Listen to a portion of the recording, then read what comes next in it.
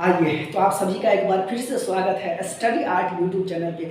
तो जैसा कि हमारा मॉडर्न इंडिया का एक सीरीज चल रहा है, उसके अंतर्गत हम दूसरा टॉपिक अभी कर रहे हैं। इससे पहले वाले क्लास में दूसरा टॉपिक का पहला सब टॉपिक कर्नाटक विजय हम ऑलरेडी स्टडी कर चुके हैं, जिसमें से 3 कर्नाटक युद्धों के माध्यम से अंतिम रूप से फ्रांस को पराजय कर देता है अंग्रेज, और पूरे फ्रांसीसी बस्ती खासकर जो मद्रास वाला इलाका होता है उस पर ये अपना शोभनीति स्थापित कर लेता है। अब हम पढ़ने वाले हैं कि किस प्रकार से उत्तर भारत में अर्थात बंगाल में अंग्रेज जो है ये यहाँ पे जीतता है। यहीं पे हम पलासी की लड़ाई पढ़ेंगे, हम बक्सर की लड़ाई पढ़ेंगे। तो stay tune, study art next 15 minute. आइए मेरे साथ समझिए किस प्रकार से अंग्रेज जो है बंगाल को जीतता है। जैसा कि आपको पता है, ये मेरा कई 6वां क्लास होगा संभवतः, 6 क्लास से हमने यही बात घोषित करते आ रहा है कि अंग्रेज हो गया, पुर्तगाल हो गया, डच हो गया, फ्रांसीसी हो गया, डेनिश हो गया, ये सभी आता है यहाँ पे व्यापार करने के लिए। ये यहाँ पे चाहता है कि हम व्यापार करें, मकसद एक रहता है, क्योंकि वहाँ पे ब्रिटेन हो या फिर डच हो या फ्रांसीसी हो, वहाँ पे मांसों का ज़्यादा खपत होता है। तो ये यहाँ से मसाला ले जाएगा तो मांस को ज़्यादा प्रिजर्व कर सकेगा, फलस्वरूप इसका डिमांड ज़्यादा होता है, इसमें मुनाफा ज़्यादा होता है। यही वो सभी कारण है जो यहाँ पे आने को आतुर होता है। जब ये यहाँ पे आ जाता है तो पुर्तगाल को तो वैवाहिक संबंध के माध्यम से वो अपने में मिला लेता है। फलस्वरूप 10 पाउंड वार्षिक किराए पे बम्बई को दीप लेता है और वो वहाँ पे वो मुख्यालय अपना बना लेता है। सूरत से हटा के ये बम्बई को मुख्यालय बना लेता है। इसके बाद बात आता है फिर डच का। डच को 1759 ईस्वी में बेदरा की लड़ाई में हरा करके अंतिम रूप से डच पे भी अधिकार कर लेता है। उसके बाद आता है डेनिश का। 1745 ईस्वी में डेनिश को पूरा खरीद ही लेता है और उस पर अपना अधिकार हो जाता है। रही कहीं कसर होती है फ्रांसीसी का, और फ्रांसीसी को पीट के 3 कर्नाटक युद्ध में हम देखते हैं कि अंतिम रूप से हरा देता है। और दक्षिण भारत के क्षेत्र पर एक ही पावर होता है, कौन? वो होता है अंग्रेज। और अंतिम रूप से वांडीवास की लड़ाई 1707 में जब ये फ्रांसीसी हार जाता है तो अपना बोरिया बिस्तर क्या करता है, समेट लेता है। हालांकि यहाँ पे जो लिखा है चंद्रनगर के किला, चंद्रनगर का किला, तो ये चंद्रनगर का किला जो होता है, ये चंद्रनगर का किला जो होता है ये फ्रांसीसी बस्ती ही होती है, जिसपे कि अंग्रेज अपना प्रभुत्व स्थापित करने की यहाँ पे प्रयास करता है। तो इन्हीं सभी विवाद को लेकर के आज हम समझने वाले हैं कि किस प्रकार अंग्रेज बंगाल में यहाँ पे विजय करता है। बड़े ध्यान से दीजिएगा। देखिए, बंगाल जैसा कि हम जानते हैं कि एक बहुत बड़ा फर्टाइल इलाका है, और उत्तर भारत के राज्यों की बात करें तो बंगाल वो सबसे ज़्यादा फर्टाइल है। वहाँ पे एक समुद्र का किनारा है, वहाँ पे जलवायु जो है बहुत ही ज़्यादा मतलब कह सकते हैं कि खेती अनुकूल है। इसके अलावा हम देखें तो ठीक ठाक मात्रा में जनसंख्या है, और यही वो कारण है कि वो चाहता है कि बंगाल पे कब्जा करे। अगर हम समुद्र का एक्सिस हमको उत्तर भारत में मिल जाता है तो अन्य जो राज्य है आसानी से हम उसको वहाँ पे जीत सकते हैं। फलस्वरूप ये यहाँ ललचाई दृष्टिकोण से बंगाल को देखता है। बात कुछ इस प्रकार घटित होती है कि 1707 ईस्वी में औरंगजेब की मृत्यु हो जाती है। जब 1707 ईस्वी में औरंगजेब मर जाता है, 1707 में औरंगजेब मरता है, तो उसके बाद 3 शासक, खास करके पहला होता है बहादुर शाह प्रथम, दूसरा होता है जहांदार शाह, बहादुर शाह प्रथम, जहांदार शाह, और तीसरा होता है फर्रुखसियर। ये जो फर्रुखसियर का काल आता है तो फर्रुखसियर क्या करता है, इसका तबीयत खराब रहता है तो एक डॉक्टर आता है और ये डॉक्टर इसको इलाज कर देता है, ये ठीक हो जाता है। फलस्वरूप वो उसको कहता है कि हमको इन वाले क्षेत्र पे, बंगाल वाले क्षेत्र पे व्यापार करने का अधिकार दीजिए कंपनी की तरफ से, और ये 3000 वार्षिक किराया पे ये दे देता है कंपनी को कि आप यहाँ पे फ्री ट्रेड व्यापार कर सकते हैं, इस क्षेत्र में आप हमको 3000 रुपया दीजिए और 1 साल तक सीमा शुल्क में छूट के साथ आप व्यापार कर सकते हैं। यही विवाद का कारण होता है। जब अंग्रेज को 3000 वार्षिक किराया पे ये जो कलकत्ता वाला, बंगाल वाला इलाका मिल जाता है तो वहीं पे व्यापार का दुरुपयोग करने लगता है, उस दस्तक का दुरुपयोग करने लगता है। फलस्वरूप ये जो पलासी की लड़ाई है उसका कारण बनता है। एक तो बात समझ में आया। दूसरा होता है कि उस समय हम देखते हैं कि बंगाल में नवाबों का काल चला आ रहा होता है, जैसे मुर्शीद कुली खां हो गया, सुजाउद्दीन हो गया, उसके बाद फिर हम देखते हैं कि अलीवर्दी खां हो गया, फिर देखते हैं कि ये क्या नाम है, सिराजुद्दौला हो गया। तो ये जो सिराजुद्दौला का काल आता है तो सिराजुद्दौला के काल में ये सिराजुद्दौला योग्य व्यक्ति होता है। जब कलकत्ता में एक होता है यहाँ पे फोर्ट विलियम, ये जो फोर्ट विलियम एक किला होता है, इसको जब किलाबंदी करने की ये कोशिश करता है तो सिराजुद्दौला को बहुत बुरा लगता है। कहता है कि नवाब मैं यहाँ का हूँ और मेरे क्षेत्र में आके कोई किलाबंदी करिए, कैसे संभव है। फलस्वरूप ये अंग्रेज को रोकने जाता है, सफल हो जाता है और अंग्रेज भाग जाता है वहाँ से और फुल्टा द्वीप पे जाकर के शरण लेता है। तो अंग्रेज को पीट पीट के भगाता है सिराजुद्दौला। इस समय ये सक्षम होता है और ये फुल्टा द्वीप पर जाने के लिए बेबस होता है अंग्रेज। इसके अलावा कलकत्ता के ही क्रम में ब्लैक होल की घटना होता है। चूंकि कलकत्ता पर अंग्रेज विजय करना चाहता है तो इस क्रम में करता क्या है सिराजुद्दौला, 146 अंग्रेज को बंदी बना लेता है और एक काल कोठरी अंधेरी में बंद करके छोड़ देता है। फलस्वरूप 24 घंटा के बाद देखता है तो उसमें से केवल 23 अंग्रेज ही बचता है। 146 अंग्रेज ये होता है, इसको बंद कर देता है, जिसमें से 23 जो है ये जिंदा बचता है। इसी को बोला जाता है काल कोठरी या ब्लैक होल की घटना। याद रखिएगा 20 जून 1756 ईस्वी को होता है। एग्जाम में इससे क्वेश्चन बन जाता है। इसके अलावा हम बात करें तो देखिए ये जो होता है सिराजुद्दौला, ये कलकत्ता पे हम देखते हैं कि ये अधिकार कर लेता है, फोर्ट विलियम पे किलाबंदी नहीं करने देता है, अंग्रेज को फुल्टा द्वीप पे भगा देता है, ब्लैक होल की घटना होती है जिसमें सिराजुद्दौला जो है इतना अंग्रेज को मार देता है। फलस्वरूप ये कलकत्ता को नवाब जो है सिराजुद्दौला मानिक चंद को हवाले कर देता है कि भाई तुम इसको देख रेख करो, और ये यहाँ से निकल जाता है, अपने राजधानी मतलब राज्य में चला जाता है। ये मानिक चंद क्या करता है, रिश्वत ले लेता है, घूस ले लेता है, किससे, अंग्रेज से ले लेता है, और ये रिश्वत ले करके वहाँ पे अंग्रेज को अपना जो है सारा राज की बात बता देता है नवाब के बारे में। और एक बात याद रखना है कि जब नवाब सिराजुद्दौला जो है मानिक चंद को कलकत्ता का प्रभारी नियुक्त कर देता है तो कलकत्ता का नाम बदल करके अलीनगर रख देता है। तो अलीनगर क्या है, अलीनगर कलकत्ता का ही नाम है, कलकत्ता का ही नाम है, इस बात को याद रखिएगा। यहीं पे हम देखते हैं कि क्लाइव द्वारा फ्रांसीसी बस्ती चंदनगर पर विजय के उपरांत क्या होता है, तो ये यहाँ पे अलीनगर की संधि होती है। बात कुछ इस प्रकार से होता है, जैसे देखिए पहले अंग्रेज को हरा देता है सिराजुद्दौला, लेकिन अंग्रेज अपनी शक्ति बढ़ाते रहता है, दरबारी खड्यन करवाते रहता है, और मानिक चंद को जब ये कलकत्ता सौंप देता है कौन, सिराजुद्दौला, तो मानिक चंद को अपने में मिला लेता है अंग्रेज, क्या दे करके, रिश्वत दे करके। फलस्वरूप जब सारे राज की बात जान जाता है तो अंग्रेज एक बार पुनः लड़ाई करता है और इस बार जो है सिराजुद्दौला हार जाता है। हारने के बाद संधि होती है, कलकत्ता का नाम बदल के अलीनगर कर दिया जाता है, तो वहीं पे संधि होती है, इसीलिए इस संधि को कहा जाता है अलीनगर की संधि, समझ गए। और यहाँ पे जो होता है फ्रांसीसी बस्ती होता है चंद्रनगर, उस पर अंग्रेज विजय हासिल कर लेता है, जीत लेता है। तो ये जो अलीनगर की संधि होती है, इस संधि के तहत अंग्रेज को कलकत्ता की किलेबंदी करने का अधिकार मिल जाता है, सिक्का ढालने का अधिकार मिल जाता है, और क्षतिपूर्ति लेने का ये सारा अधिकार मिल जाता है। किससे मिल जाता है, सिराजुद्दौला से। किससे मिलता है, सिराजुद्दौला से मिलता है। और इस प्रकार हम देखें तो दरबार में अब क्या होता है, अंग्रेजों की तुति बोलने लगती है और उन सभी व्यक्ति को आपस में ये मिलाने लगता है जो कि नवाब के विरुद्ध बात करता हो और अंग्रेज का हित बात करता हो।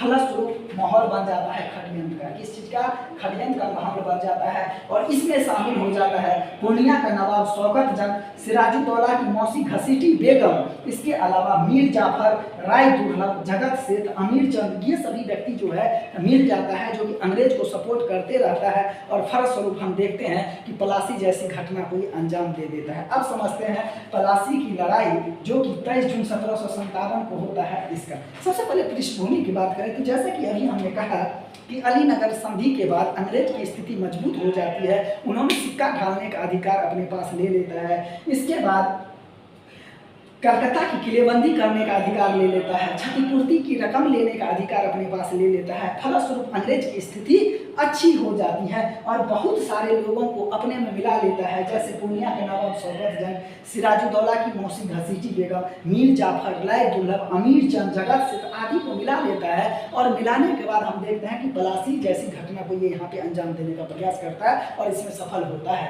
फलस्वरूप सिराजुद्दौला को बहुत बुरा लगता है कि अंग्रेज इसके खिलाफ षड्यंत्र करने लगता है। इसको पता चल जाता है तो अंग्रेज को चाहता है कि डायरेक्ट वार में इसको हम हरा के यहाँ से भगा दे, बंगाल से भगा दे। फलस्वरूप एक तरफ रहता है सिराजुद्दौला और दूसरी तरफ यहाँ पे रहता है उस समय रॉबर्ट क्लाइव। ये क्लाइव जो रहता है वहाँ का गवर्नर रहता है। कुल मिलाकर के हम देखें तो रॉबर्ट क्लाइव ये यहाँ का पहला जो है ये गवर्नर बन के आता है कलकत्ता का। हाँ ठीक है, पहला गवर्नर बन के आता है। ये आता है आपको 1757 ईस्वी में ही, 1757 ईस्वी में ही आता है और 60 तक रहता है। फिर दूसरी टर्म 1765 में आता है और 1765 में आता है जब इलाहाबाद की संधि होता है, उस समय ये आता है। खैर, तो ये जो होता है सिराजुद्दौला और रॉबर्ट क्लाइव, ये दोनों आपस में लड़ते हैं। लड़ने के क्रम में क्या होता है, हमने पहले कहा कि क्लाइव जो है घूस दे करके, जो कलकत्ता के बड़े बड़े लोग थे, खास करके मीर जाफर, उस समय उसका सेना नायक था, राय दुर्लभ, जगत सेठ, ये एक बहुत बड़े व्यापारी था, इन सभी को मिला लेता है। फलस्वरूप सिराजुद्दौला की स्थिति यहाँ पे अब सेना ही किसी का मिल जाए तो राजा क्या करेगा, खाक करेगा, कुछ नहीं कर पाएगा। फलस्वरूप मीर जाफर क्या करता है, जो कि इसका एक सेना नायक रहता है, युद्ध को एक दिन के लिए टाल देता है। जब युद्ध टल जाता है तो क्या होता है, उसके लिए अंग्रेजों के लिए जीतना आसान हो जाता है, सारी युद्ध की जानकारी मिल जाती है। फलस्वरूप यह युद्ध होता ही नहीं बल्कि एक विश्वासघात होता है, जिसमें कि मीर जाफर अंग्रेजों का सपोर्ट करता है। और इस तरह हम देखते हैं कि नवाब के सिराजुद्दौला का विश्वसनीय दो व्यक्ति रहता है, मीर मदन और मोहन लाल, ये दोनों वीर गति को प्राप्त होता है। लेकिन ये अंतिम रूप से युद्ध नहीं होकर के क्या होता है, एक विश्वासघात होता है। फलस्वरूप सिराजुद्दौला यहाँ पे हार जाता है और अंतिम रूप से हम देखते हैं कि सिराजुद्दौला को मीर जाफर का बेटा मीरन जो है, ये मोहम्मद बेग की सहायता से इसको मौत के घाट उतार देता है। और पलासी के बाद ही हम देखते हैं कि सिराजुद्दौला की क्या होता है, ये मारा जाता है। मीर जाफर का बेटा का नाम क्या होता है, मीरन होता है, मीरन, और ये मोहम्मद बेग की सहायता से इसको मार देता है। तो कहने का मतलब कई किताब में लिखा है कि मीर जाफर के बेटा मीरन जो है सिराजुद्दौला को मार देता है, वो भी सही मार दीजिएगा। एक्चुअली में मीरन मारता है, लेकिन मीर जाफर का बेटा मीरन इसको सहायता करता है, मोहम्मद बेग मारता है। खैर, अब देखिए बात, इसका परिणाम का बात करें तो प्लासी की युद्ध का परिणाम क्या होता है, कंपनी अब एक राजनीतिक शक्ति के रूप में उभर आती है। हालांकि ये आता है व्यापार करने के लिए, लेकिन भारत की राजनीतिक में क्या करता है, हस्तक्षेप करने लगता है। इस प्रकार एक राजनीतिक शक्ति के रूप में उभर आती है। मीर जाफर नवाब बनता है और वेंसीटाट होता है, वेंसीटाट में यहाँ पे जिक्र किया है 1760 की क्रांति, अर्थात मीर जाफर का नवाब बनना बंगाल का 1760 की क्रांति की संज्ञा दिया है वेंसीटाट। या कई बार क्वेश्चन में पूछता है कि 1760 की क्रांति क्या है, तो इसका मतलब है कि मीर जाफर जो है बंगाल का नवाब बना है, यही 1760 की क्रांति। इसके अलावा मीर जाफर 24 परगने की जमींदारी दे देती है अंग्रेज का, बंगाल, बिहार और उड़ीसा में मुक्त व्यापार करने की अनुमति देता है, ये अस्थायी रूप से समझ गए। बाद में हम इलाहाबाद की संधि पढ़ेंगे 12 अगस्त 1765 को, तो अस्थायी रूप से जो है कंपनी को बंगाल, बिहार, उड़ीसा में व्यापार करने की छूट मिल जाता है। इस प्रकार से हम देखते हैं कि प्लासी की लड़ाई एक युद्ध न होकर के एक विश्वासघात है, जिसमें कि मीर जाफर अंग्रेज को मदद करता है। और अंतिम रूप से कई यहाँ पे दोगला व्यक्ति जैसे कि शौकत जंग, जैसे कि घसीटी बेगम, अमीन चंद, राय दुर्लभ, जगत सेठ के प्रयास से ये युद्ध हार जाता है और सिराजुद्दौला बाद में मारा जाता है। मीर जाफर का बेटा मीरन के द्वारा और मोहम्मद बेग इसका सहयोग करता है और मार दिया जाता है। आगे चलते हैं, बक्सर की लड़ाई 22 अक्टूबर 1764 को ये घटना होता है। देखिए इस समय देखिए नवाब जो है ना, ये बन जाता है मीर जाफर का दामाद कासिम, मीर कासिम। ये जो मीर कासिम होता है, ये मीर जाफर का दामाद होता है, क्योंकि 1760 इसमें गद्दी पे बैठता है, नवाब की गद्दी पे बैठता है मीर जाफर, और मीर जाफर का दामाद होता है मीर कासिम। मीर कासिम अंग्रेज को कहता है कि मीर जाफर अगर जो चीज़ आपको नहीं दिया, मीर कासिम उससे वादा करता है कि मैं वो सब चीज़ दूंगा, हमको नवाब बनाइए। अंग्रेज विलोपित होता है कि क्यों ना हम ऐसा पपेट कठपुतली को हम राजा बनाए, गद्दी पे बैठाए, जो मेरे लिए काम करता है। अंग्रेज भी मीर जाफर को गद्दी पे बैठा देता है, लेकिन कुछ ही दिन के बाद पता चलता है कि ओ मीर कासिम को लगता है कि मैंने तो बहुत बड़ा गलती कर दिया, राजा नहीं बनना चाहिए था। फलस्वरूप मीर कासिम और अंग्रेज में बात ठन जाती है, चूँकि ये दुधारू गाय समझते रहता है अंग्रेज मीर कासिम को, जब चाहो तब इसमें हाथ डालो आपको सोना चांदी मिल जाएगा। लेकिन मीर कासिम दूरदर्शी व्यक्ति होता है, अंग्रेज की रणनीति को भांप लेता है और युद्ध के मैदान में कूद आता है। ये अपना एक गठबंधन बनाता है, जिसमें अवध का नवाब शुजाउद्दौला, शाह आलम द्वितीय जो कि मुगल बादशाह होता है, खुद मीर कासिम, तीनों सेना जो है युद्ध के मैदान में आता है। एक तरफ रहता है अंग्रेज, दूसरे तरफ रहता है आपका ये मीर कासिम। लेकिन अंतिम रूप से क्या होता है, हार जाता है, और हारने के बाद जो होता है कहानी वो देखेंगे। तो यहाँ से क्वेश्चन बनता है कि अंग्रेज सेना का नेतृत्व किसने किया, तो हेक्टर मुंडो। उसके बाद मीर कासिम की सेना का नेतृत्व किसने किया, गुरगीन खान। तो जैसा कि बात है कि बक्सर की लड़ाई अंग्रेज जो है ये जीत जाता है और मीर कासिम हार जाता है। इसके बाद क्या होता है, शाह आलम द्वितीय जो कि मुगल बादशाह होता है अंग्रेज के शरण में चला आता है और इससे बहुत सारा 26 लाख का पेंशन देता है। खैर अभी हम बात करेंगे। फिलहाल शुजाउद्दौला जो होता है ये विद्रोह कर देता है, लेकिन विद्रोह करने के बाद ये भी अंग्रेज के शरण में आ जाता है। इसके बाद मीर कासिम जो है ये दिल्ली की ओर भागता है और अंतिम रूप से 1777 में ये मर जाता है और इस प्रकार से ये तीनों शासक होते हैं, इसको अंग्रेज काउंटर कर बैठता है। अगर हम इसके परिणाम की बात करें तो जैसा कि हमने कहा कि बक्सर की जीत किसकी होती है, अंग्रेजों की। तो इस प्रकार से बक्सर की जीत सैनिक शौर्य से जीता है अंग्रेजों ने।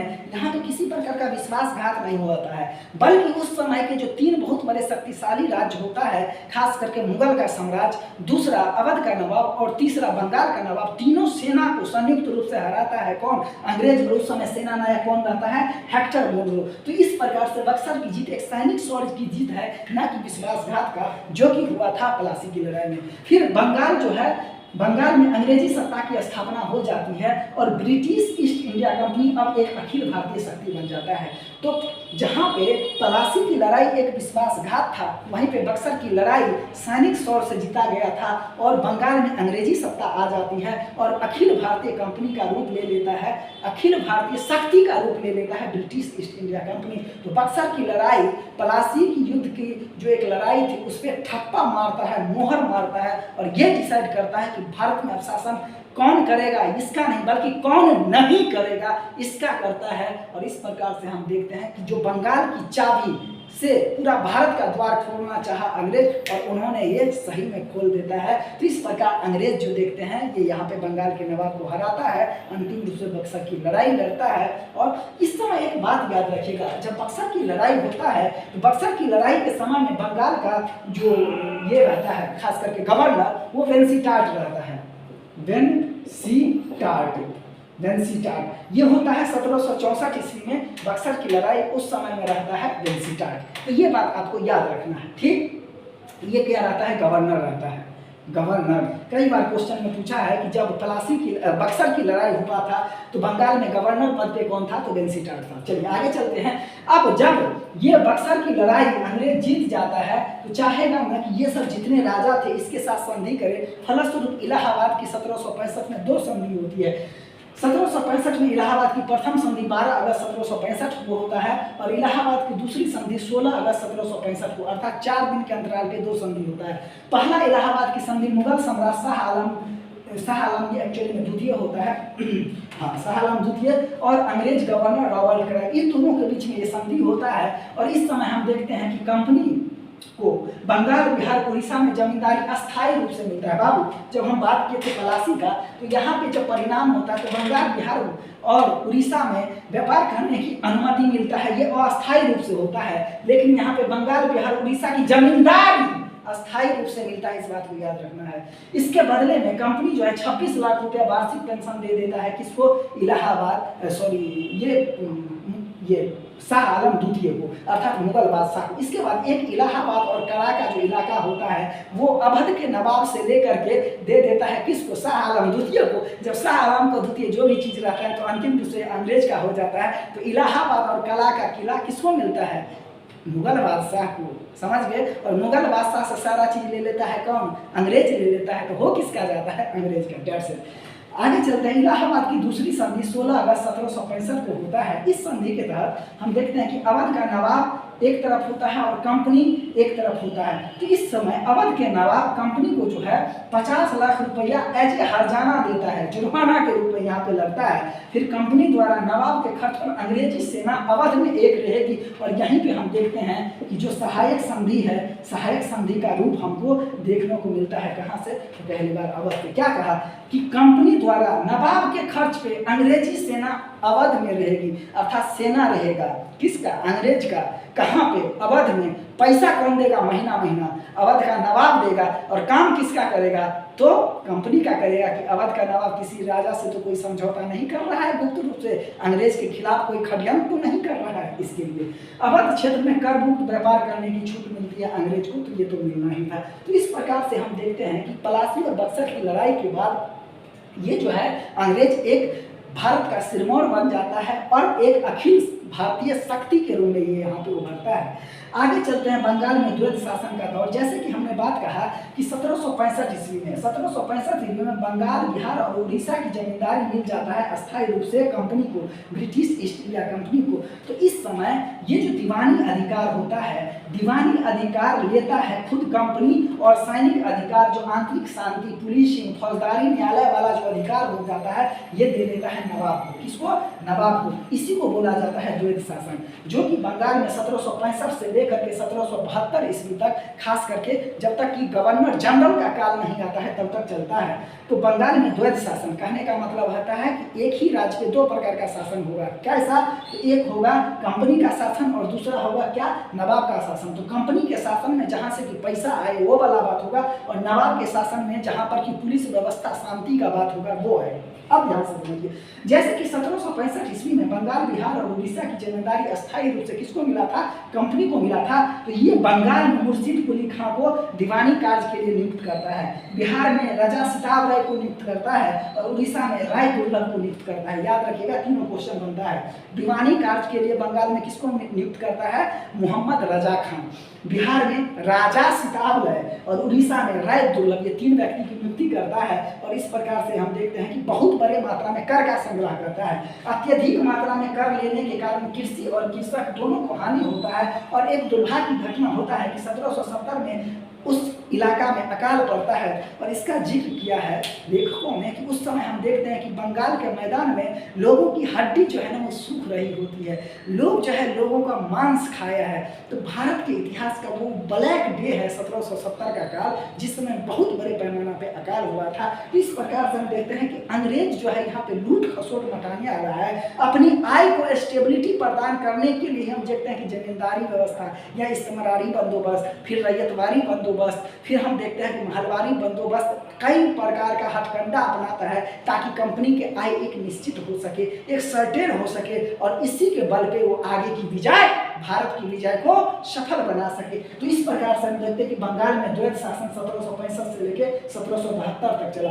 अब देखिए, कई बार क्वेश्चन पूछता है कि जैसे सबसे पहला गवर्नर बंगाल का कौन होता है? हमने बात कहा रॉबर्ट क्लाइव। दूसरा कौन होता है? वेंसिटार्ट। तीसरा होता है वेरलेस्ट, और चौथा और अंतिम होता है कर्टियर। तो ये याद रखिएगा, एक बार आप लोग ये पहला रिवीजन कीजिए। क्लाइव पहला, दूसरा वेंसिटार्ट, तीसरा वेरलेस और चौथा कार्टियर। याद रखना है वेंसिटार्ट के समय में ही होता है बक्सर की लड़ाई, समझ गए? तो ये सब बात को याद रखिएगा। और खास करके इलाहाबाद की जो संधि होती है 1765 ईस्वी में दोबारा एक बार आ जाता है रॉबर्ट क्लाइव, और इलाहाबाद की संधि को ये अंजाम देता है, ठीक ना। तो 1765 में यहाँ पे लिखे है रॉबर्ट क्लाइव और शाह आलम द्वितीय के मध्य होता है ये वाला संधि। तो प्रथम संधि और द्वितीय संधि भी कौन करता है? रॉबर्ट क्लाइव ही करता है, और अवध का नवाब कौन होता है? शुजाउद्दौला ये करता है। तो इस प्रकार से ये जो हमारा एक बंगाल वाला एक विशाल टॉपिक था, और यहीं से कह सकते हैं कि मॉडर्न इंडिया एक्चुअली में जो है अंग्रेज अपनी शक्ति को मनवाने लगता है। हमने क्या कहा कि अंग्रेज अब अखिल भारतीय शक्ति बन जाता है, अर्थात भारत में ये एक शक्ति है, अब ये स्थापित हो जाता है। तो ये था मेरा आज का बहुत बड़ा टॉपिक, अंग्रेजों द्वारा बंगाल की विजय। फिर हम मिलेंगे मैसूर के विजय के साथ। इस टॉपिक में इतना ही। Stay tuned, study art.